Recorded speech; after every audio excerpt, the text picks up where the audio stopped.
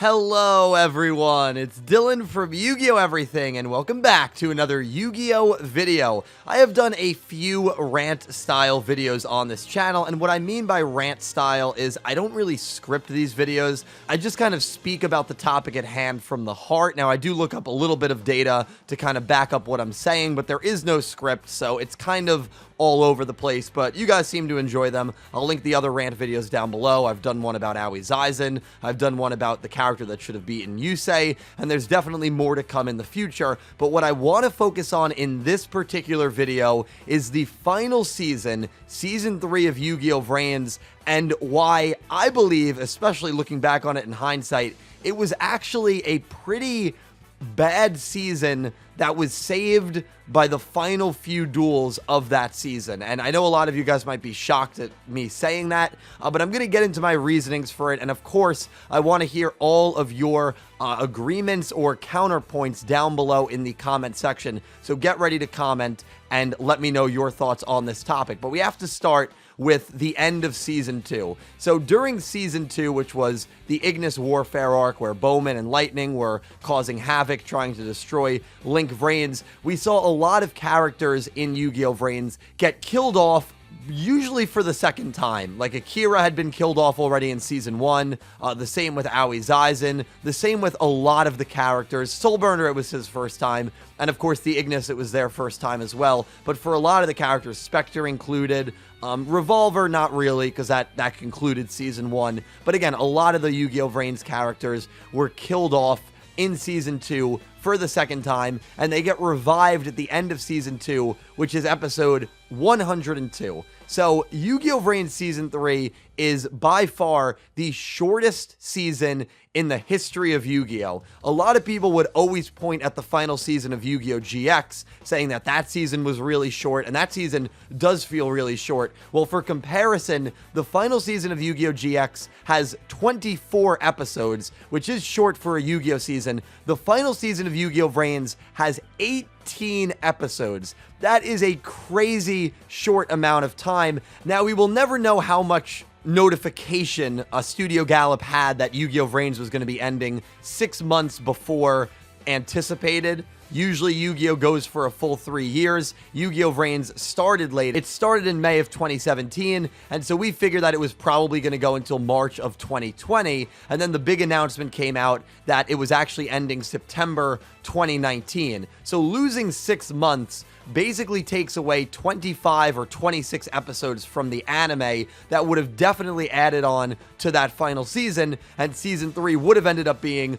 43 or 44 episodes, and with that amount of time, the amount of possibilities there for the final season of Vrains is legitimately endless. But we only get 18 episodes, and so unfortunately, that's what we have to base it off of. And the one thing that I want to start with is the first half of Season 3. The first half of Season 3 sees a lot of the plot being set up, especially in those early episodes, which I actually didn't mind at all, except for the fact that Soltech, and this was, I think, the overarching issue I had with Season 3, all of the storylines that we thought we were going to get in the final season that were being built up for the first 102 episodes, not in every episode, of course, but in the over theme of the show, was just completely never touched on or poorly executed, in my opinion. Queen was being billed as potentially the first lady antagonist that the Yu-Gi-Oh! Anime has ever had. They've never had a woman antagonist before. They've never had a girl character be an antagonist.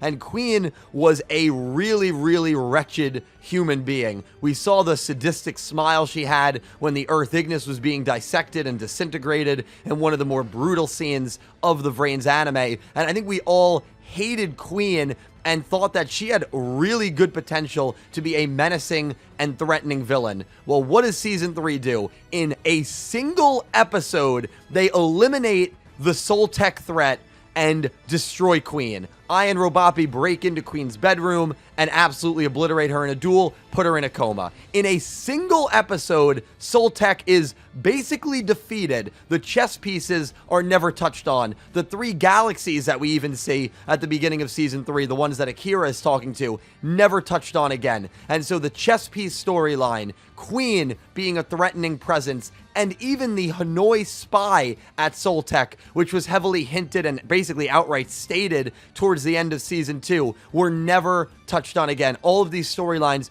completely scrapped, completely forgotten about, and done in one episode of Yu-Gi-Oh! Vrains. One episode, the potential of Queen, the potential of Soltec, it is all squashed. So that is the beginning of Yu-Gi-Oh! Vrains Season 3. Now, the beginning also has some great scenes. Aoi and Yusaku's bench scene is one of my particularly favorite. I think Yu-Gi-Oh! Vrains really struggled on having real-life moments and real-life interaction outside of Link Vrains. It seemed like that was something that the show didn't really want to touch on, but that was a moment and a conversation that I really, really loved. But the other issue with this season was how quickly all of the characters that had just been revived in episode 102 got killed off again. Emma and Blood Shepherd and Spectre all die in episode 107.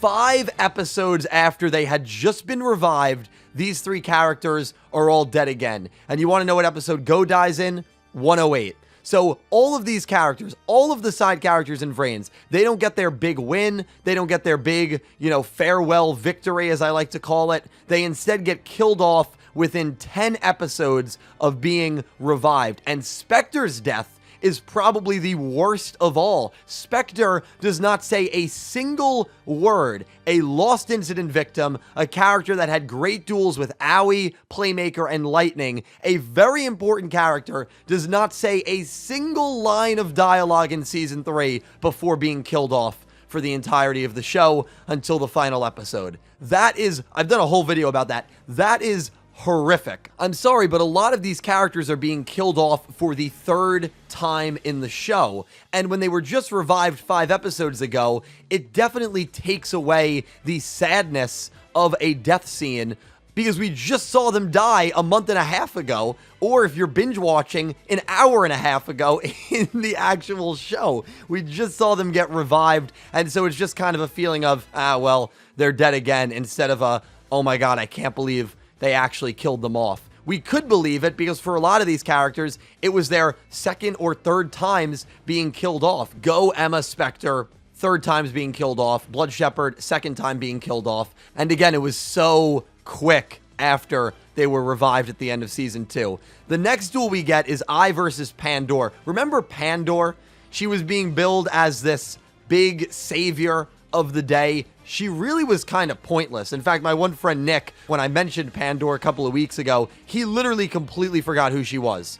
He watched Vrains entirely as it was airing, completely forgot who she was until I showed him a picture. That's how ultimately irrelevant she was to this show. There was even a line of dialogue when she was brought on between Revolver and Akira, where Akira asks, she's not going to turn on humans, right? And Revolver ominously goes, for now, indicating that yeah, there might be an issue down the road with this character. Well, that never comes to fruition, and her duel versus Ai kind of just feels pointless. I'm not even sure why she was added to this plot. Another horribly executed thing was Aoi and Miyu. Let's look at Aoi's storyline, right? Aoi's entire Season 2 storyline was fighting alongside Aqua, fighting for Miyu, wanting to reunite with her friend, wanting to save Miyu and help her as much as she can, and ultimately become a stronger person for Miyu, for her childhood friend. So obviously, as Season 2 is going on into Season 3, we really wanted to see an Aoi and Miyu reunion scene. I'm going to play you the Aoi and Miyu reunion scene in double speed. So they enter the room, they're smiling, they're happy, they exchange a few lines of dialogue. This is a flashback, mind you, it's not in real time, and that's it. I'm not kidding. I'm not kidding. That's the reunion scene that we got between Aoi and Miyu. A 20-second reunion scene that wasn't even shown to us in real time. It was shown to us in a flashback as I was going over all of the characters that had their big reunions and relating it to how he did not have his big reunion because his Ignis comrades were obviously permadead. So when I look back at the final season of Vrains and how rushed it was and how I think a lot of the things were not really that well executed, I began to wonder, why did Vrains not get the same treatment as Arc 5? Now, I will say this, I liked Vrains a lot more than I liked Arc 5, even with a final season that I think was left a lot to be desired, but I really wanted to know the answer to that question. Why did Vrains not get the same reception? And I think I have the answer. The final 3 duels, Soulburner versus Robopi, Soulburner versus Revolver, and Playmaker versus I, completely saved this season. And when you think of the final season of Vrains, you think of these 3 duels. These 3 duels lasted for 9 of the 18 episodes of the season. 3 duels lasted for 50% of the season. A typical Yu-Gi-Oh season is about 50 episodes. Imagine if 3 duels lasted 25 total episodes. That's the ratio that we have here because of how condensed the first part of Season 3 was versus how fleshed out the final part of Season 3 was. Robopi versus Soulburner had absolutely zero right being as good as it was. Robopi's death scene as well as I's death scene were probably the only death scenes that really hit hard for any of us. I mean, I barely remember Akira's death scene. I barely remember, well, Spectre's was horrible, but Emma or Go or Blood Shepherds, I don't remember any of their death scenes because ultimately I didn't really care as much. We had already seen them get killed off multiple times and they had just been revived and it was all very rushed. But Robopi's death scene and I's death scene were both very, very sad. Soulburner versus Robopi was shockingly great, and Soulburner versus Revolver was one of, and I stand by this, one of the best duels Yu-Gi-Oh has ever had, and probably the second best duel in the last 7 years of the Yu-Gi-Oh anime. Soulburner versus Revolver was absolutely phenomenal. And then Playmaker versus I at the end was a very good, very solid way to conclude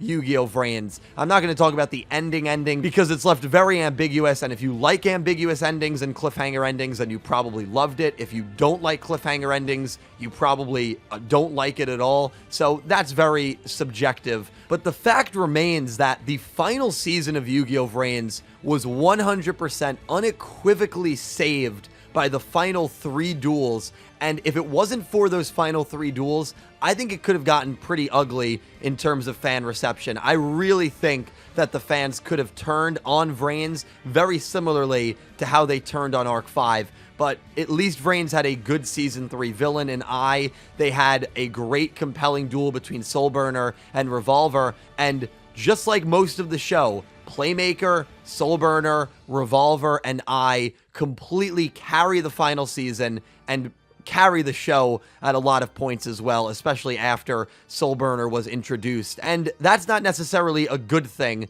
because you had a lot of interesting characters. Aoi, Akira, the Soul Tech characters could have been very interesting. Even Go, I thought, was fascinating at times. You had a lot of interesting characters that Vrains really just did not utilize well, and Season 3 is the complete embodiment of that. And I really do believe that this final season is the most rushed and one of the poorest final seasons that we have ever had in Yu-Gi-Oh! At least in GX and even in 5D is the characters that we had been with the entire time got a big win, right? Sho got a huge win against the guy that was dueling Zayn. Manjome got a big win against Edo, of all people, in that final season. Asuka got time in the spotlight dueling with Judai in a tag duel. GX had a good send-off for all of their characters, even though their final season was also very rushed. Vrains didn't do that. Instead, Vrains gave a lot of their side characters one final loss and one final death scene, and that's how a lot of these character arcs in Vrains concluded, especially if your name was not Playmaker, Soulburner, or Revolver. But guys, that is all I have to say about the final season of Yu-Gi-Oh! Vrains. I've been doing a lot of thinking and looking back, as I like to do with all the shows and all the seasons, for particularly Yu-Gi-Oh! Vrains. And so let me know your thoughts. I mean, do you agree with what I'm saying? Did you really enjoy Season 3? Or do you think that it was saved by those final 3 duels? Because ultimately, Season 3, I thought was okay. I thought the final 9 episodes were great, but just looking at everything else that happened, it's a bit of a yikes. I mean, I really do think it is. But of course, those are just my thoughts. So thank you guys so much for watching. I'm excited to hear from you all down below. A special thank you to my Platinum tier patrons, Horace Maye, Goosey Q, Panther J, Blue Maiden 28, Jarrett Buller, XSlayer64, Brandon Gomez, and TenjoKogamiZaizen, and to my Diamond tier patrons, Jesse Wood, Latrell Smith, and Anime Kaput, and to my Egyptian God tier patron, XZ's Lover 104. Thank you to everyone who supports me on Patreon. Thank you to everyone who is a YouTube channel member. I appreciate it so much. You guys help me out tremendously. I stream over on Twitch, I'm on Instagram, and I'm on Twitter. Links for all those down below. Thank you guys all so much for watching. If you want me to rant about something else that happened in the animes, comment it down below. Thank you all so much for watching, and I hope you have an amazing day.